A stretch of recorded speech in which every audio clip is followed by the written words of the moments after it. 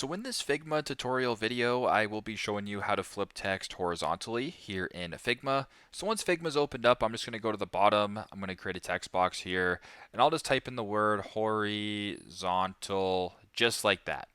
Once you're here, I will then go ahead and I'll make the text box a little bit larger so it's easier for you guys to see. And once that is done, I will go ahead and move my text in the middle. So if you want to flip the text horizontal, it's pretty simple. Press on the text box right here. Go to this top right to where it says position, and then go to this option right here where it says flip horizontal. And if you were to go ahead and select it, it'll then flip it horizontally just like that. And you can basically play around with it and do what you got to do just like that. So very simple, very straightforward, but that is how you guys can flip text horizontal here in Figma. Thanks again for watching and hope this helps.